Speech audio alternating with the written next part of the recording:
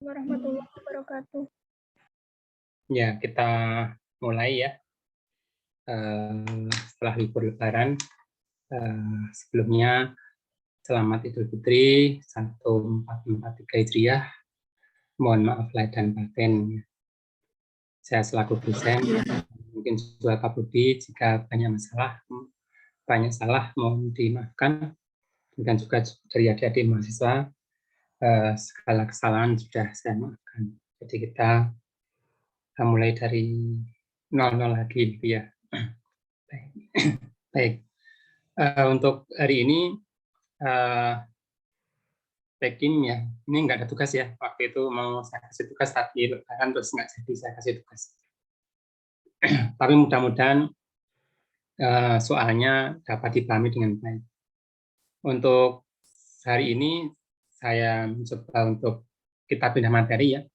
Kita ke analisis argentometri. Saya akan melakukan share screen biar enak.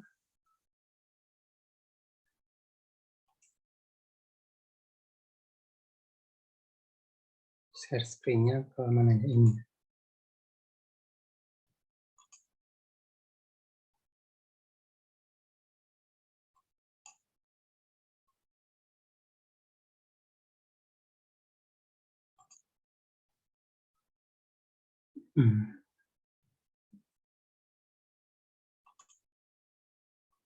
Ini sebentar, kok munculnya beda ya. Saya pakai dua screen, jadi saya tutup saja. Share screen-nya lewat mana ya?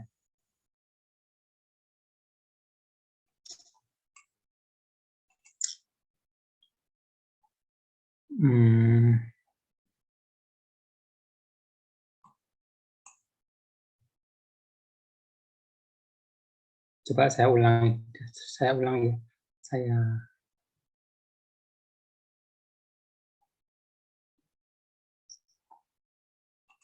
Saya stop dulu. Saya ulangi.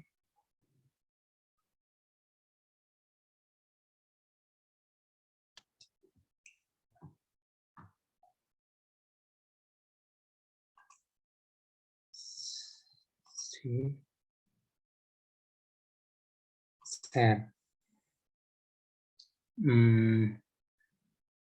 Menunya kok nggak kelihatan ya? Menu apa? Share screen-nya.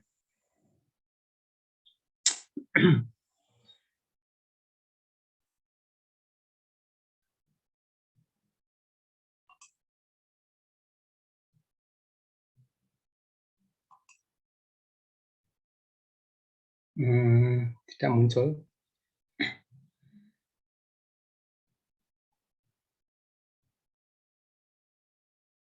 Atau pakai yang ini.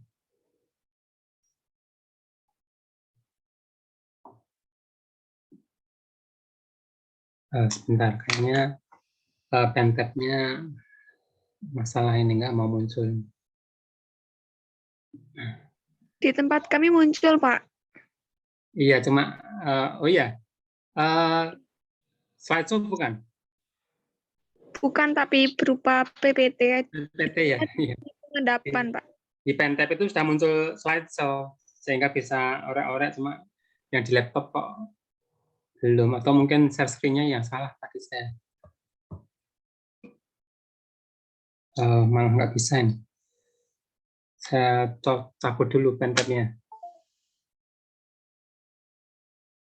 Iya, pentabnya itu sering bermasalah. Share screen-nya tadi stop dulu ya.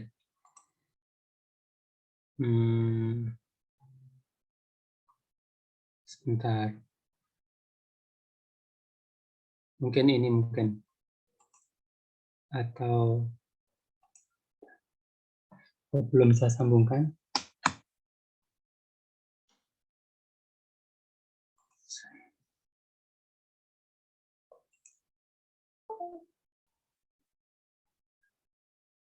Oh, ini coba Tapi nanti tersimpan nggak ya? Biasanya juga nggak tersimpan. Screen 2. Yang double screen nggak ada ya? Saya coba ini aja yang screen tadi.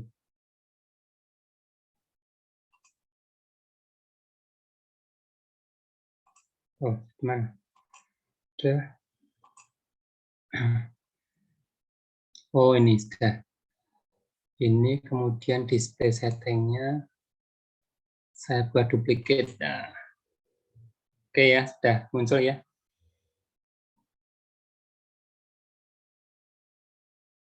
Oh,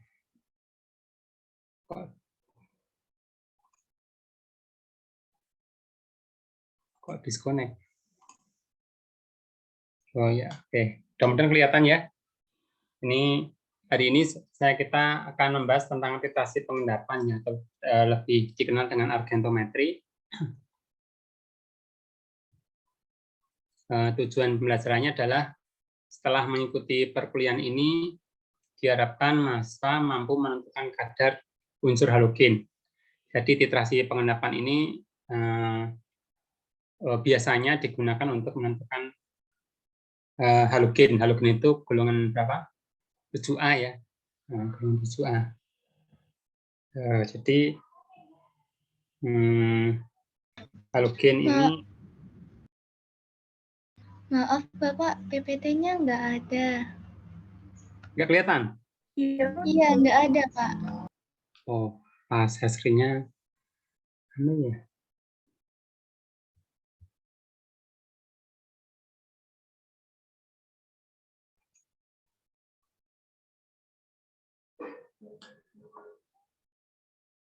Share.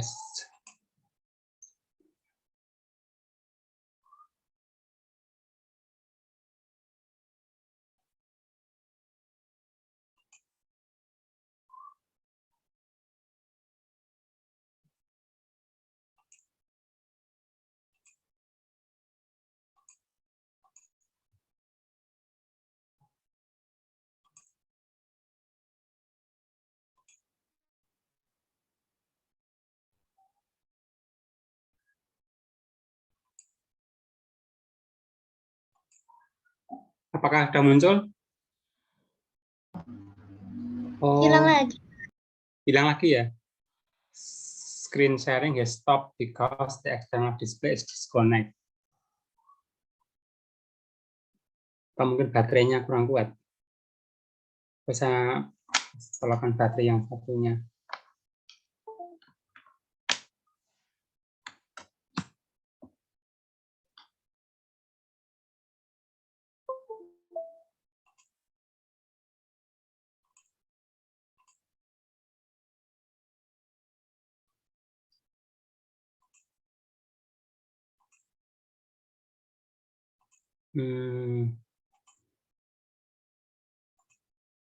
Ini udah muncul? Belum Pak. Belum, Pak. Belum. Oke, matanya ya.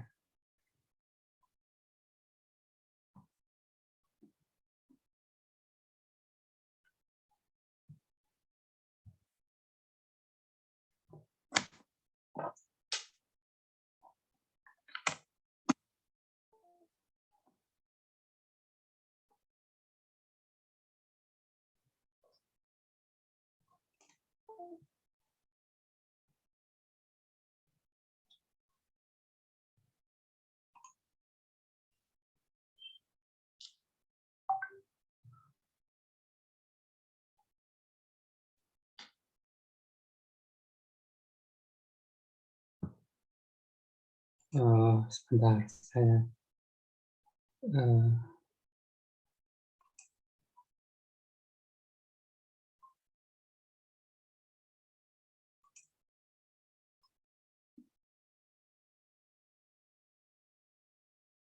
kalau di tempat Anda munculnya apa ini?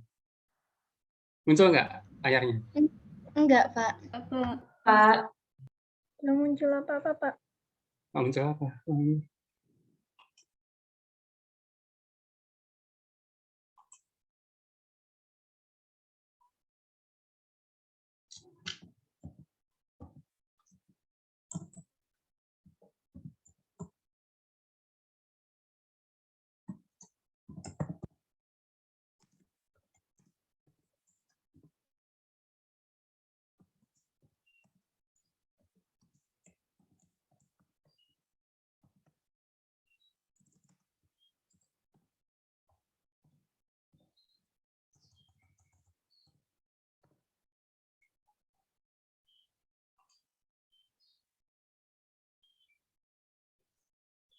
Coba share screen.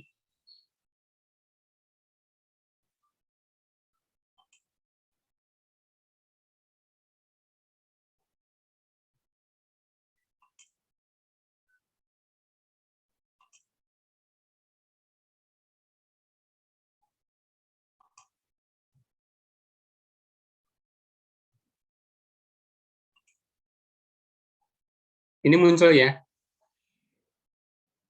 Muncul, Pak. Pak. tapi kecil ya. Iya, Pak, kecil. Biar besar.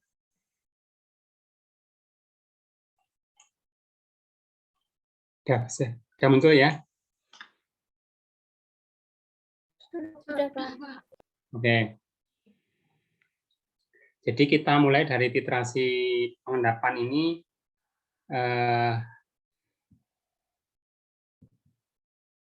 Mana?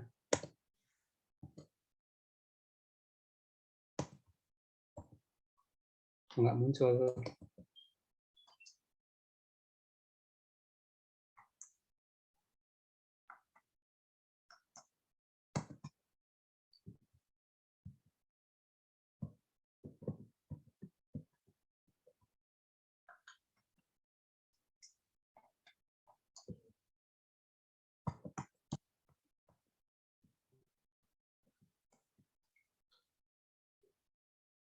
Ini yang problem ya. Oke. Oke ya. Tujuan pembelajaran kita hari ini ya.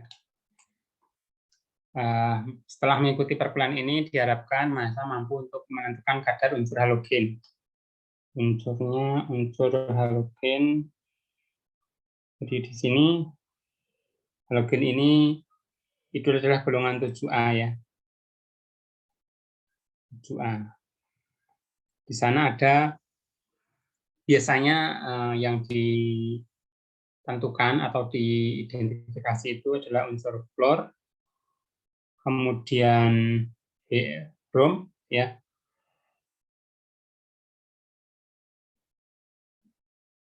Brom.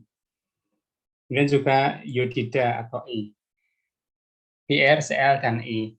Kalau F, fluor, nah itu sangat jarang. Ya. Jadi biasanya klor, brom, dan iodida. Ini dapat ditentukan dengan titrasi pengendapan.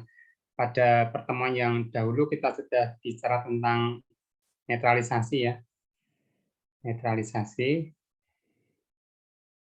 Kemudian hari ini kita bicara tentang pengendapan.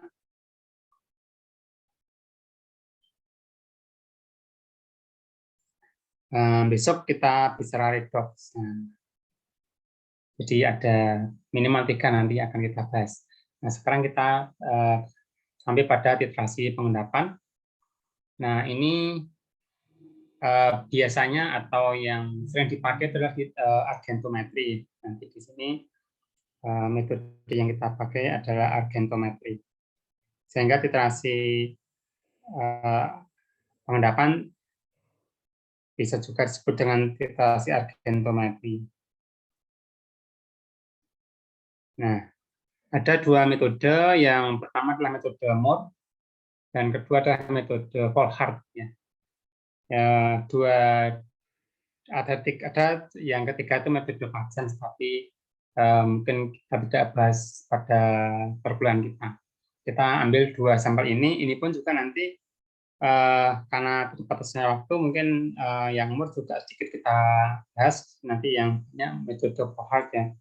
Karena metode Mohr ini merupakan titrasi langsung ya.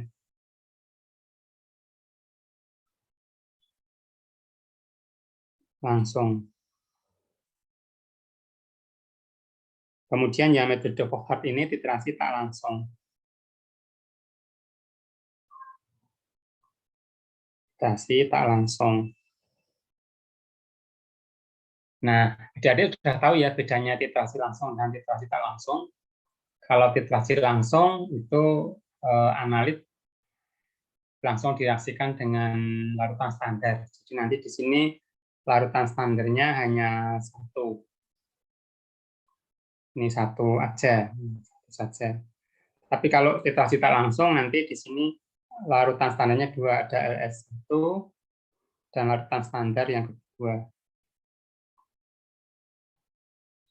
Nah, definisi dari larutan standar sudah tahu ya. Larutan standar itu adalah larutan yang diketahui komposisinya dan juga konsentrasinya, diketahui jenisnya dan juga konsentrasinya. Baik larutan standar yang pertama maupun yang kedua itu dua-duanya sudah diketahui jenis dan konsentrasinya. Nah, untuk lebih jelasnya kita akan masuk ke materinya ya.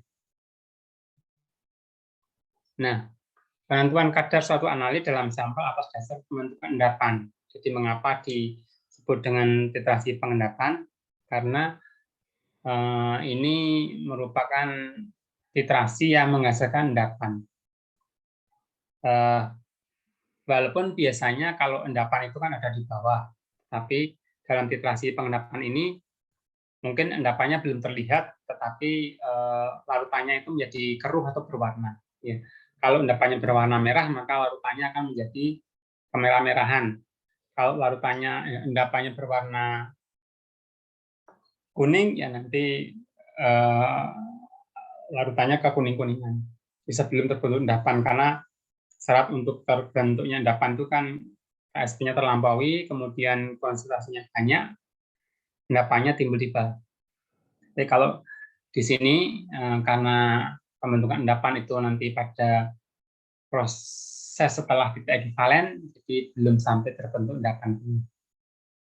Nah, sehingga di dalam titrasi pengendapan ini, pembentukan endapan itu hanya digunakan sebagai indikator untuk titik ekivalennya. Endapan itu hanya sebagai indikator untuk titik ekivalen.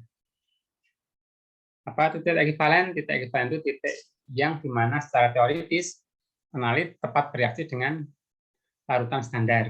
Nah, di dalam titrasi itu nanti yang dilihat itu titik akhir ya, bukan titik ekivalen.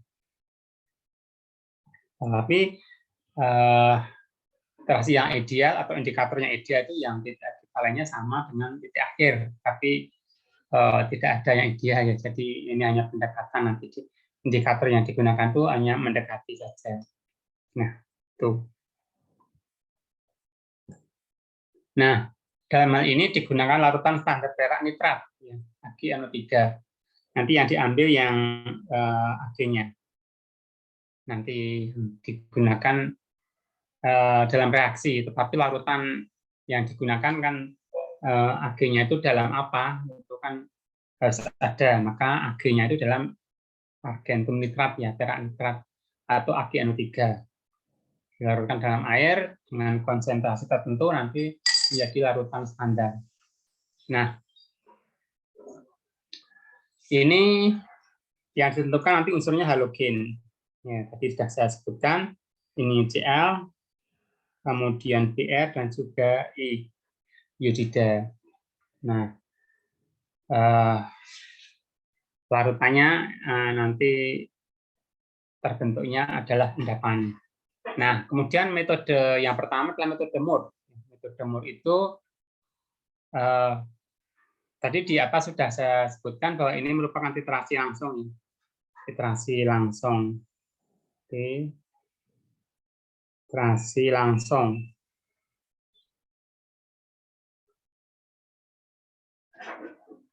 Nah, untuk metode Moore, larutan yang digunakan sama dengan metode Coulthard, yaitu larutan standar AgNO3.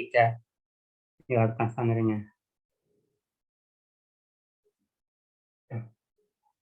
Kenapa? Nah, ini larutan AgNO3 ya. Kemudian larutan Ag ini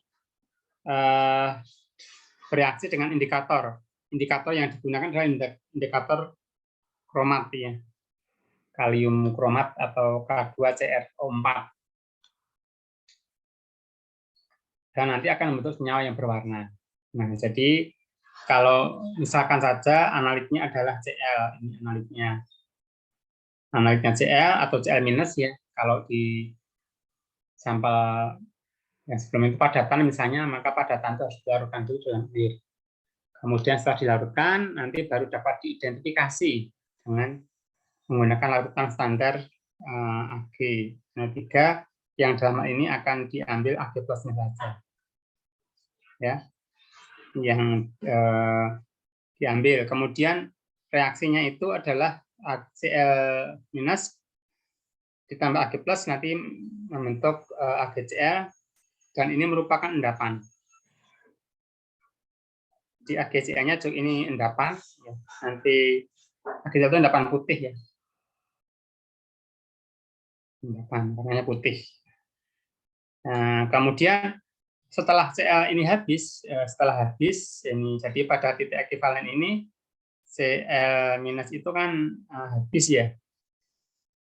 Habis. Maka kalau kita teteskan larutan standar berikutnya, Ag plus berikutnya, maka dia akan bereaksi dengan larutan indikator. Jadi setelah ini, misalnya nggak kelihatan mungkin.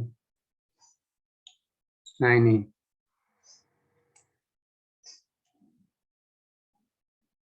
Jadi larutan standar, karena Cl-nya habis di dalam larutan, nanti ketika kita teteskan larutan standar, nanti akan terdapat Ag plus. Nih. Ya.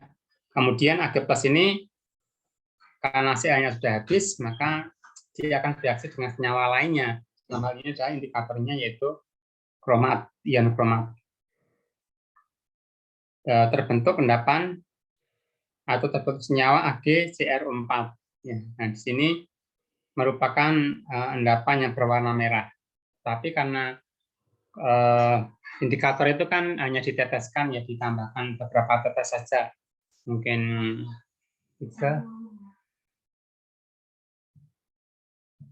3 sampai 5 tetes. Nanti reaksinya sedikit ya, tetapi karena endapannya berwarna, dia sudah dapat menunjukkan bahwa reaksi itu akan menimbulkan larutan yang berwarna. Ini untuk titrasi Mohr ya. Jadi analitnya reaksi dengan larutan standar Ag plus, kemudian setelah analit habis, Ag plus bereaksi dengan indikator. Indikatornya adalah kromat, membentuk endapan merah atau larutan berwarna merah. Ya. Kemudian yang metode Pochard, ini metode yang tak langsung ya. Ini metode tak langsung. Nah, nanti akan kita bahas dulu metode tak langsungnya ya. Supaya waktunya di awal, jadi kalau nanti waktunya habis itu yang Mohr tidak kita bahas, tidak masalah. Nah, larutan standar sisa, jadi sama dengan yang tadi ya. Yang pertama tentu larutan standar itu bereaksi dengan analit. Ya, jadi misalnya analitnya adalah Cl, nah nanti Cl itu membentuk jadi ini analitnya misalnya Cl minus ya, bereaksi dengan larutan standarnya Ag plus, tetap sama nanti dia membentuk Ag plus, AgCl. Ini endapan. Nah setelah habis terbentuk endapan, kemudian Ag plus ini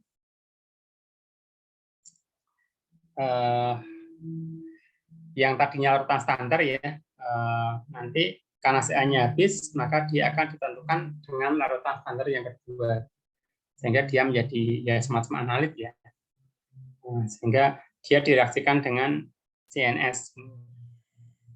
Kemudian ini Ag sisa tadi direaksikan dengan CNS, kemudian akan membentuk endapan AgCNS. Nah, setelah Ag-nya habis, nanti larutan standar yang kedua, CNS ini, akan bereaksi dengan indikator. Indikatornya adalah indikator ion Ferri, ya. Ion Fe3+. Ya. Biasanya berasal dari amonium sulfat biasanya. Tapi di sini hanya saya tuliskan ionnya saja, supaya kita lebih mudah mengingat reaksi apa yang terjadi. Nah, itu nanti akan membentuk larutan berwarna kemerah-merahan ya. Warna kemerah-merahan itu karena dia akan membentuk endapan FeCNS 3 kali. Nah, ini metode Pollard ya. Nah, metode Pollard itu untuk penentuan ion halida merupakan titrasi balik ya, titrasi tak langsung. Titrasi balik sama dengan titrasi tak langsung. Kalau bahasa Inggrisnya ya back titration ya. Di bahasa Indonesia ada yang menggunakan titrasi tak langsung, ada yang menggunakan titrasi balik, ada juga yang menggunakan titrasi kembali. Karena memang dititrasi kembali. Ini ada lagi yang menggunakan istilah titrasi kembali. Ada juga yang menggunakan titrasi balik karena memang terbalik dititrasi ya. Jadi tiga-tiganya betul istilah ini, titrasi tak langsung, titrasi balik maupun titrasi kembali, tiga-tiganya menunjukkan makna yang sama. Bahasa Inggrisnya adalah back titration. Satu kata itu. Nah, halida direaksikan dengan Ag berlebih ya. Yang Ag ini berlebih ini sudah diketahui jumlahnya sebagai larutan standar yang pertama. Kemudian sisa Ag kelebihannya itu dititrasi dengan gas CNS ya, menggunakan indikator Fe3+ tadi di depan sudah kita bahas. Contohnya ini kalau tadi saya mencontohkan Cl, ini saya mencontohkan Br ya, bromida. Ditambahkan dengan larutan standar yang pertama. Larutan standar yang pertama kita menggunakan Ag ya, biasanya menggunakan AgNO3. Kemudian setelah Br-nya ini habis, ada Ag sisa ya, ini sisa. Sisanya berapa? Nanti sisanya ditentukan dengan CNS, larutan standar yang kedua, dengan indikator Fe3+ ya. Nah, kalau reaksinya ya setelah Ag3+ habis, ini habis, kemudian CNS ini akan bereaksi dengan indikator Fe3+ yang untuk FeCNS 3 kali. Tuh. Nah, ini dua titrasi yang digunakan untuk metode argentometri atau titrasi pengendapan, yaitu titrasi Moore dan titrasi Pollard.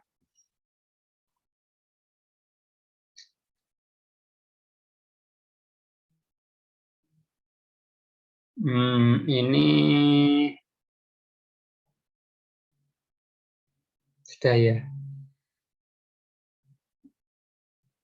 Nah, sekarang saya contohkan, atau mungkin saya berikan gambaran dulu ya. Kalau titrasi langsung itu seperti ini, yang titrasi langsung ya. Jadi kalau ini kita punya analit, ini analitnya, analit, maka ini dititrasi dengan larutan standar ya. Ini contohnya seperti ini. Jadi nanti ini yang diukur larutan standar ini. Diukur. Dalam hal ini kalau kita menggunakan titrasi maka yang diukur volumenya. Volumenya ya. Kalau konsentrasinya kan sudah diketahui konsentrasinya. Diketahui. Nah, kalau yang tak langsung itu nanti misalnya ini analitnya segini. Yang tak langsung ya. Yang tak langsung.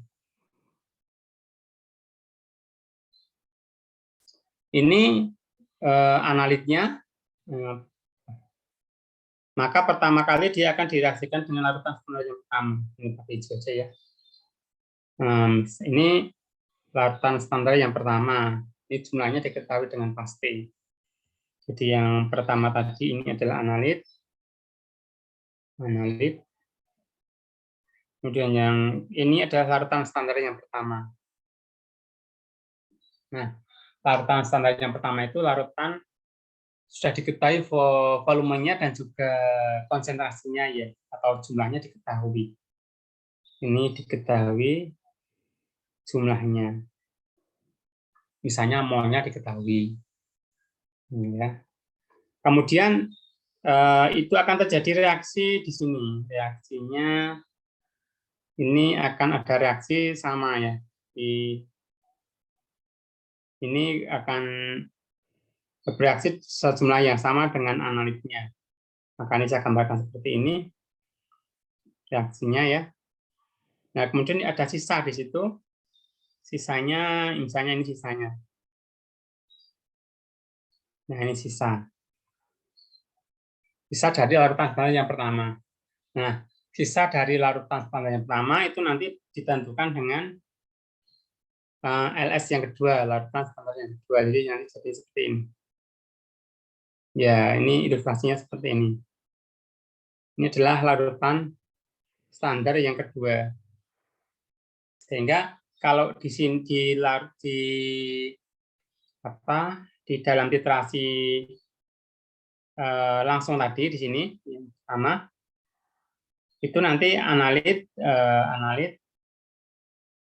ini berbanding langsung dengan larutan standar ya. Berbanding langsung. Tapi kalau yang titrasi langsung nanti analit itu di sini ya. Nah, ini itu sama dengan LS1 larutan standar yang pertama dikurangi larutan standar yang kedua.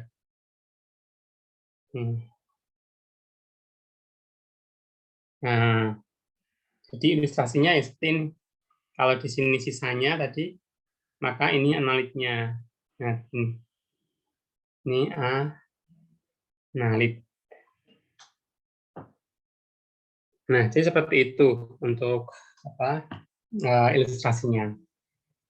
Nah, sekarang kita coba ke soal ya. Ini metode MOP. Nah, ini Volhard. Nah, suatu mata uang perak. Masanya 415 mg. Dan mengandung 80% logam perak Ag. Ya. Akan dianalisis dengan metode Volhard titrasi. Pada titrasi larutannya ternyata memerlukan volume larutan KCNS banyak 37,2 ml. Berapa normalitas larutan standar KCNS tersebut? Oh, ini soal ini prinsipnya menggunakan prinsip titrasi Volhard ya, titrasi Volhard. Tetapi kebetulan di sini yang ditanyakan itu adalah normalitas dari larutan standar. Nanti kita akan coba untuk membahas soal yang menanyakan analit berupa halogen. Nah, kini kita pemanasan dulu, membahas tentang penentuan larutan standar konsentrasinya jika ditentukan itu dengan suatu analit yang sudah diketahui komposisinya. Namanya bukan analit lagi ya. Sini analitnya berarti KCNS itu. Nah, ilustrasinya sama ya, ini karena ini dari perak kemudian ke KCNS ya, nanti akan langsung berbanding langsung ya. Jadi di sini ilustrasinya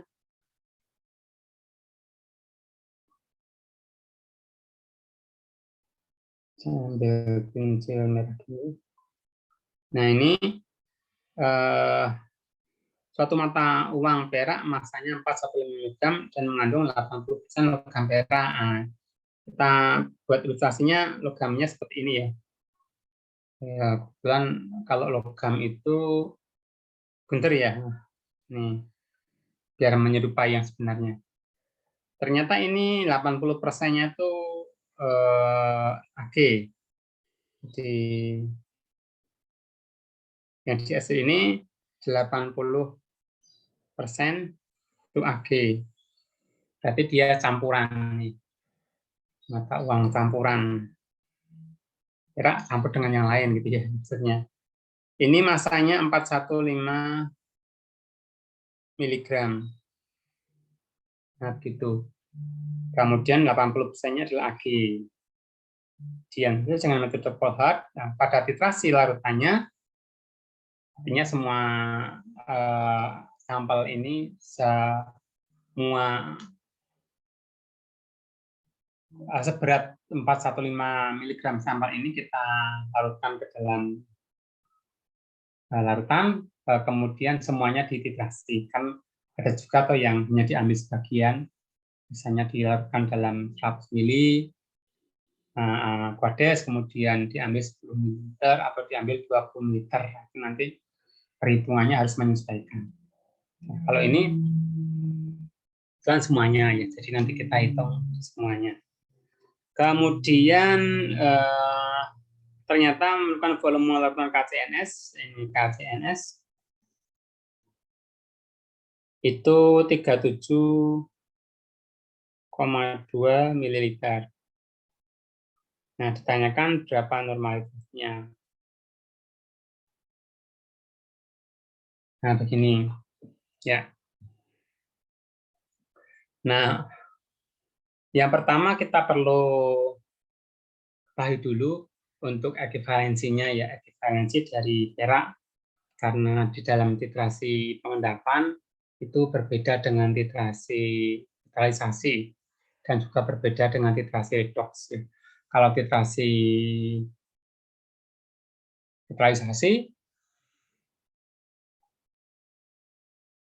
yang kita bahas kemarin itu satu ekivalen untuk asam itu sama dengan 1 mol H+. Kemudian 1 kali ekivalen untuk basa setara dengan 1 mol UH-. Nah, kalau di sini untuk titrasi pengendapan ya, 1 ekivalen atau 1 gram ekivalen ya, itu nanti setara dengan 1 mol endapan. Mol endapan.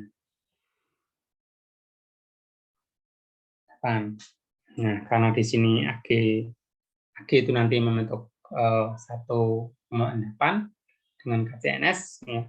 Jadi di sini nanti reaksi yang terjadi itu kan Ag+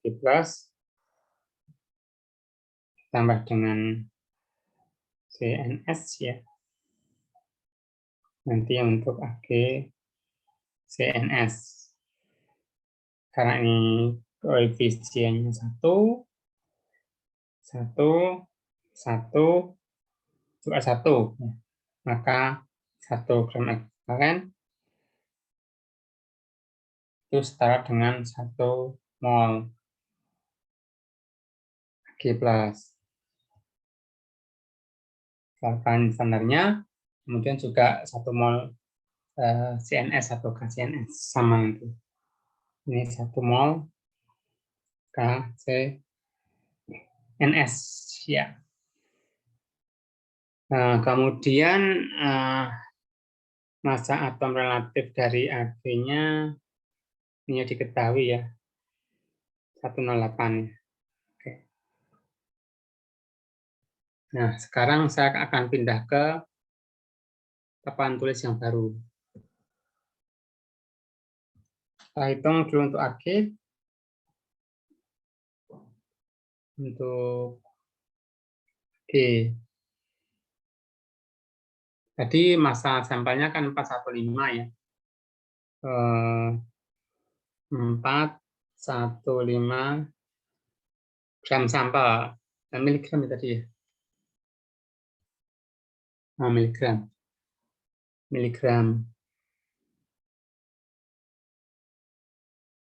Nah, kadarnya berapa? 80% ya. Apa arti 80% itu? Dari itu. Ini 80.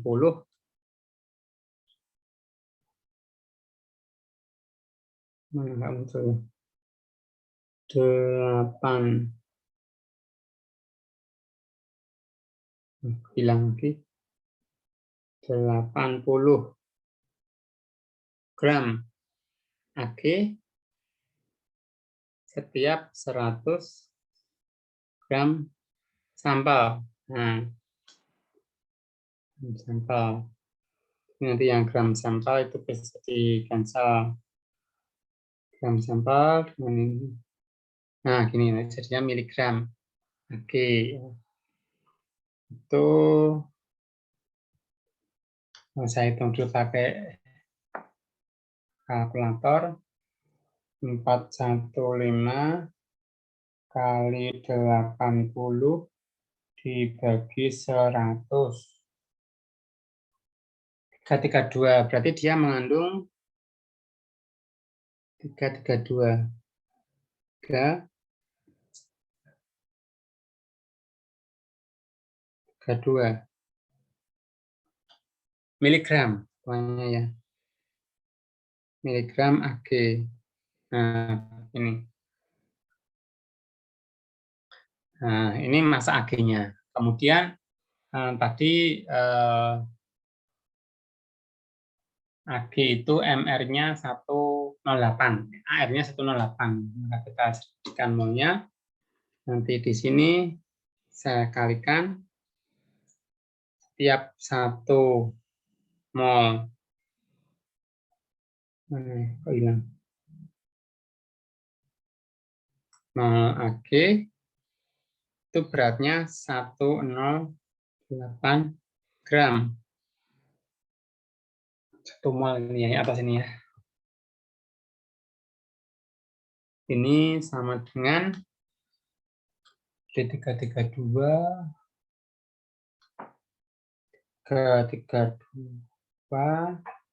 kali 1 mol dibagi 108.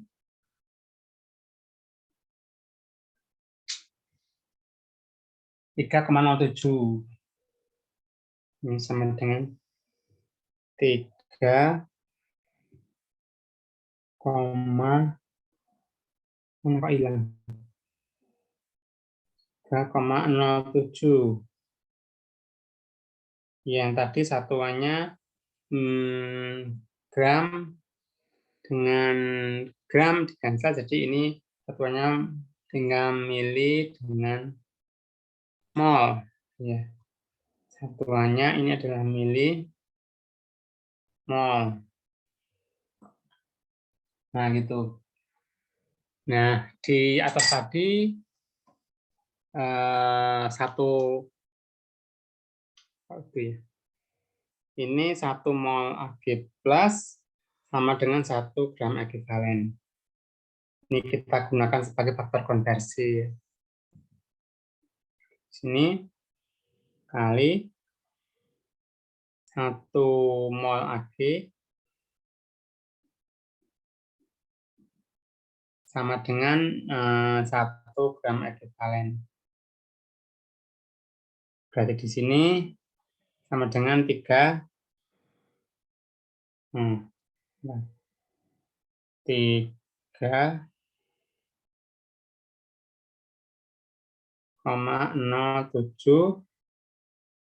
satuannya molnya dicoret dengan ini sehingga tinggallah miligram ekivalen. Nah, miligrek. Nah, di dalam titrasi itu gregnya analit sama dengan gregnya Spartan standar ya. Jadi di sini gregnya senyawa yang pertama itu sama dengan greg dari senyawa yang kedua. Atau kalau yang pertama disebut analit, yang kedua disebut Spartan standar. Nah, dalam hal ini gregnya Ag sama dengan gregnya CNS. Ya, di sini gregnya Ag sama dengan gregnya CNS atau KCNS. Ya, sama. Karena satu CNS nanti membentuk satu KCNS, jadi sama. Ini saya pindah ke papan tulis yang baru ya. Jadi di sini gregnya CNS itu sama dengan tadi ya, 3,07 ya. 3,07 mili greg. Mana milinya hilang. Nah, miligreg ini ya. Miligreg Kemudian tadi volumenya 3 berapa volume tadi? 37,2 ya ini volumenya. 37,2 ml. Jadi ini CNS-nya ini CNS atau KCNS-nya ini 3, kok hilang? Ternyata pindah. 3, kok sering hilang ya? 0,07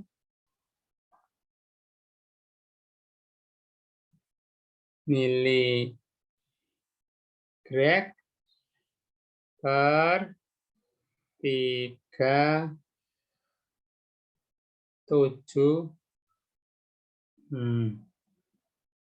sebentar. 37,2 mililiter.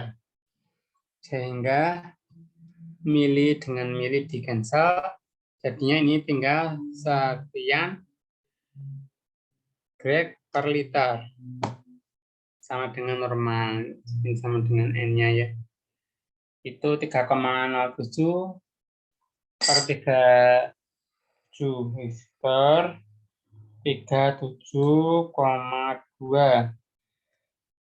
0,08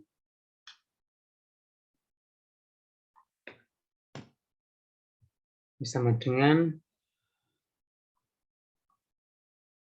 0,08 grad per liter atau sama dengan 0,08 normal. Nah itu ya untuk perhitungannya. Jadi sudah selesai. Kan tadi ditanya berapa normalitas KCNS ya. Prinsipnya nanti kalau Anda ya kalau di pengajaran kan V1 kali M1 sama dengan V2 kali M2. Kalau dititasi nanti V1 kali N1 sama dengan V2 kali N2. Kalau di sini yang atas itu yang sama adalah molnya, kalau yang bawah itu yang sama adalah grade-nya atau gram equivalent-nya.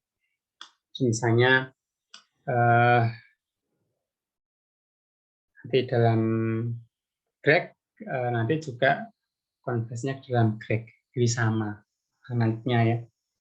Kalau ke mol ya nanti harus diubah ke grade dulu karena dalam literasi itu grade 1 sama dengan grade-nya 2 atau grade 6 sama dengan grade standar.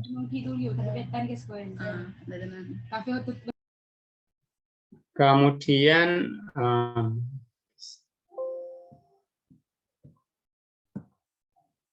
bentar, kok habis? Kita kembali ke soal yang awal.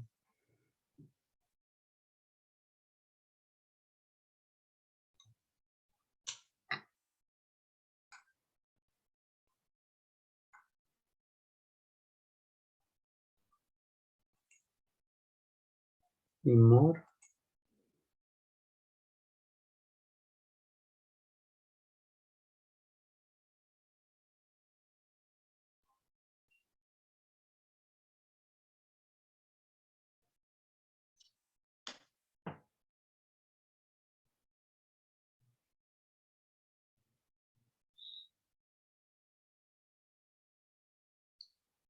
Nah ini contoh soalnya ya, contoh soal untuk saya ambil tulis dulu. Nah, saya duplikat, saya pasang di sini.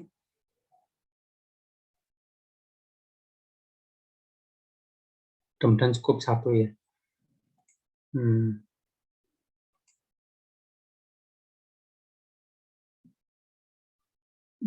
Mana ya? Biar tutup ini.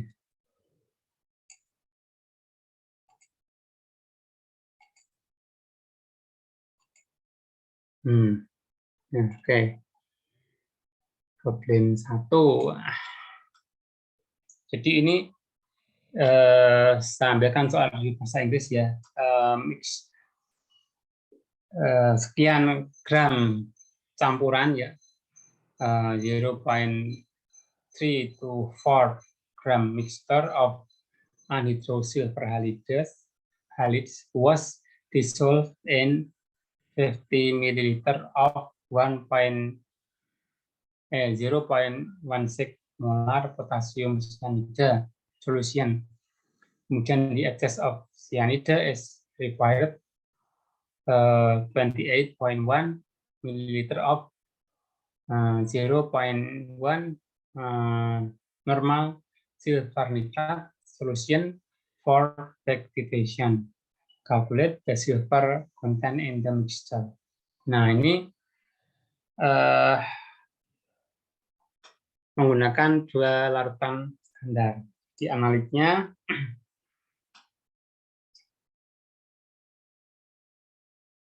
di sini analit itu sama dengan silver halide. Silver halide itu perak sama golongan 7 ya. Size AgX ya.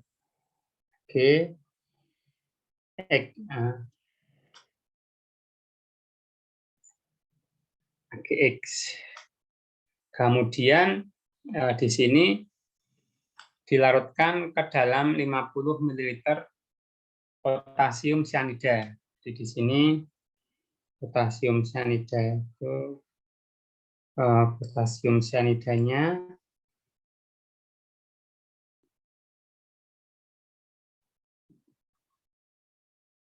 itu adalah 50 ml yang konsentrasinya 0,18 molar. Nah, ini larutan standarnya pertama. Kemudian the excess of cyanide required 28.1 ml of silver nitrate solution. Jadi di sini silver nitratnya nanti itu adalah 28,1 ml, konsentrasinya adalah 0,1 normal. Jadi di sini ada 3 senyawa ya, 1, ini 2, ini 3 ya. Kemudian masing-masing berperan yang pertama sebagai analitnya, kemudian yang kedua berperan sebagai larutan standar pertama atau LS1. Ini analitnya ya, ini LS1. Ini LS yang kedua, larutan standar yang kedua. Nah, ilustrasinya sama dengan yang tadi ya. Jadi kalau ini saya ke pamflet yang sebelahnya ya, yang satunya. Saya buat ilustrasinya dulu. Ini analit analit. Misalnya analitnya seperti ini ya. Kemudian LS1 itu nanti berlebih karena dia ada tadi bisa kan ini LS1 segini misalnya. Nanti itu akan bereaksi. Nah, bereaksi itu ini akan bereaksi segini. Tik-tik ini kira-kira ini setara ya. Sehingga nanti yang akan bereaksi ini. Nah, kemudian LS1 itu ada sisa. Sisanya ditentukan dengan LS yang kedua. LS yang kedua itu nanti seperti ini. Ini LS yang kedua, jadi itu tepat bereaksi. Saya ambil yang hijau saja. Jadi ini nanti tepat bereaksi dengan yang di sini. Nah, kemudian tadi di atas ya, ini larutan standar yang pertama tadi 50 ml ya. Mililiter kali berapa tadi ya? 0,18 molar. Nah, 0,18 molar berarti dia 0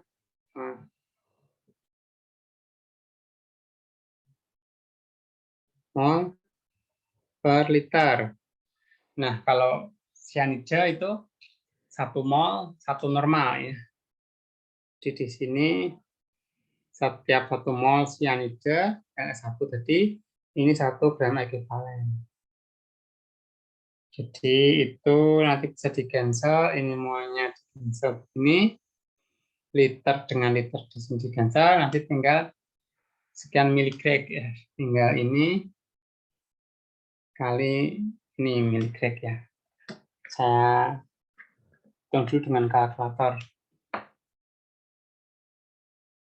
50 kali 0,18 9 itu sama dengan 9 miligram ekivalen. Itu L1, kemudian S2-nya ini nanti kan setara di sini ya. S2-nya ini sama dengan tadi berapa? 28,1 ml, konsentrasinya 0,1 normal. Kita hitung di bawah. 28,1 ml. Mana kok nggak muncul? Kali 0,1 normal. Normal artinya ini grek per liter. Cancel liternya. Ini cancel liternya. Tinggal 28,1 kali 0,1 berarti di sini ketemunya 2,81, satuannya miligram ekivalen. Nah, kemudian analitnya bisa dilihat di sini.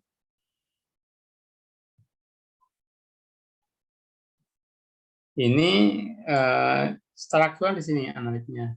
Nah, ini sama dengannya di sini ya, sama.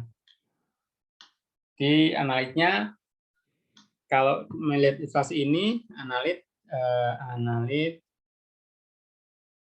sama dengan LS1 ya, LS1 dikurangi LS2. Karena satuannya menyesuaikan. Ya. Sesuaikan kita hitung.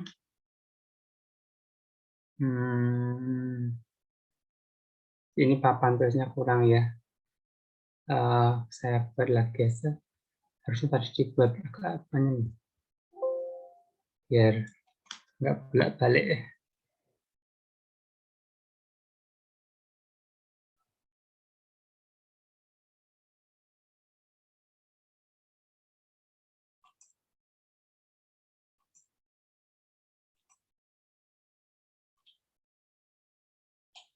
Oke.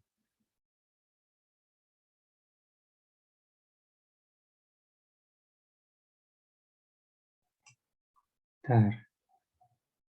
Ini taruh di atasnya. Nah, kemudian cukup kita save dulu supaya nggak hilang nanti.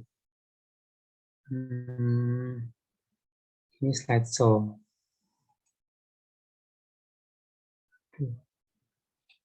Ternyata balik lagi.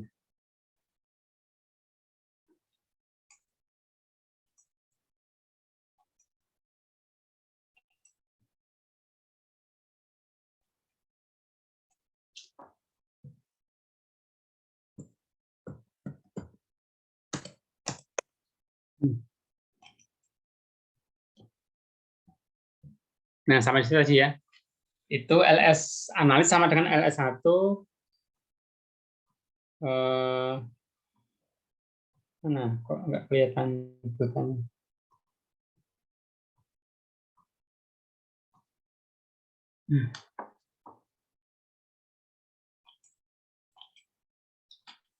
Ada bisa untuk nulis? Belum. Gimana ya?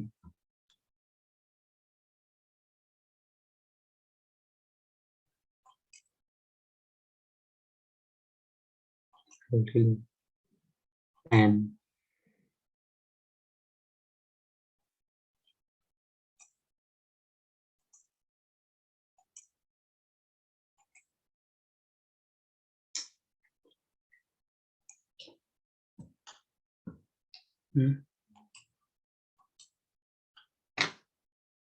Apakah sudah bisa untuk nulis? Nggak bisa. Oh, bisa untuk nulis. Udah ini aja. Ini LS1 tadi mana? Ini ya, 9 miligrad. LS2-nya ini 2,81 aja. 9 dikurangi 2,81 miligrad. Berapa?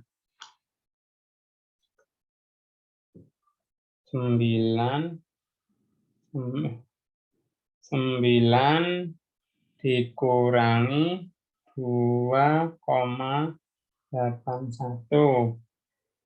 6,19 miligrad. Nah, analitnya tadi apa? Tanya apa toh? Di calculate the silver content. Silver berarti Ag-nya ditanyakan ya. Berarti Ag itu berapa? 6,19 ya. Jadi Ag-nya sama dengan 6,19 miligram ekivalen. Ini kalau dirubah ke mol, 6,19 miligrad kali setiap 1 grad itu 1 mol. Sehingga dia cancel begini, jadinya 6,19 milimol. Dijadikan gram, ini setiap 1 mol Ag ya, itu beratnya 108 gram ya. Molnya berat ini 619 kali 108. 668.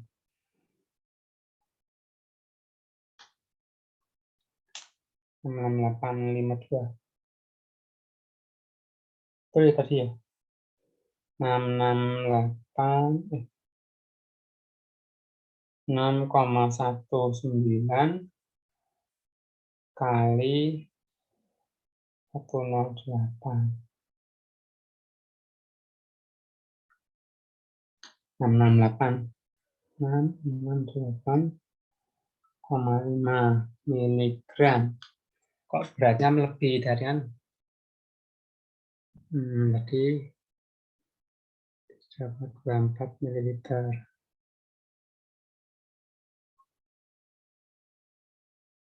Betul ya? 50 kali 0,8 miligramnya saya cek dulu. 50 kali 0,18. Betul, sudah. Kemudian excess cyanida required 28,1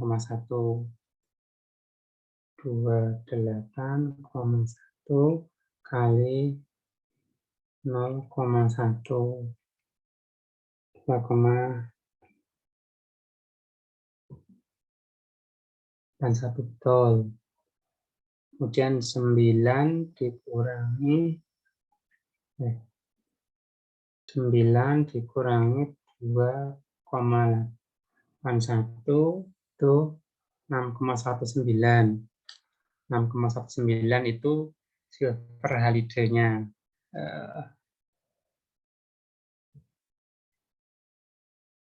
Silver halida. Oh, ini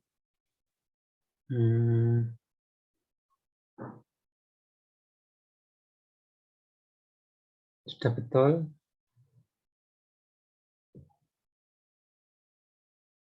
Iya, sudah betul. Hasilnya kok lebih besar daripada itu. Daripada berat sampelnya ya, harusnya enggak ya. Apa mungkin salah ketik soalnya. Jadi AG-nya ini ketemunya ya. 668,5 mg. Nanti saya cek lagi soalnya. Berat sampelnya berapa. Jadi ini prinsipnya ya. Prinsipnya untuk titrasi argentometri ini kita harus yang kedua dulu untuk titrasi tak langsungnya.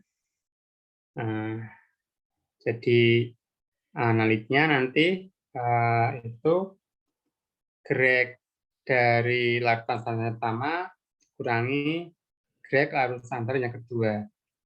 Ini LS1, ini LS2. Nah, dari grek nanti itu nanti berubah ke gram. Ya tentu grek ke mol ke gram gitu kira-kira ya. Baik, saya kira itu untuk pertemuan kita hari ini. Nanti minggu depan, besok pagi ya? Betul ya? Kamis jam 7 ya? Iya, Pak.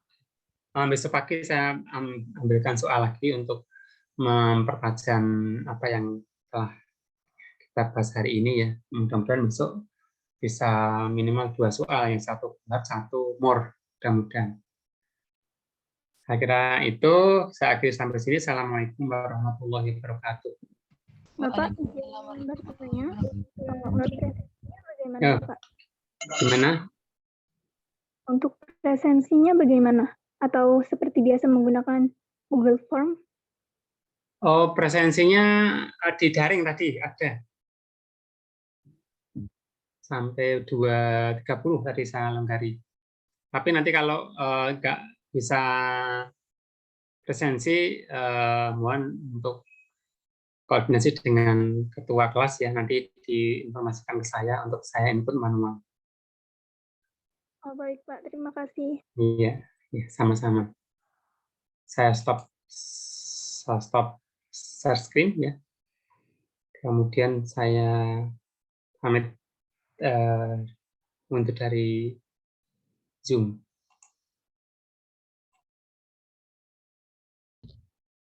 Terima kasih, Pak. Terima kasih, Bapak.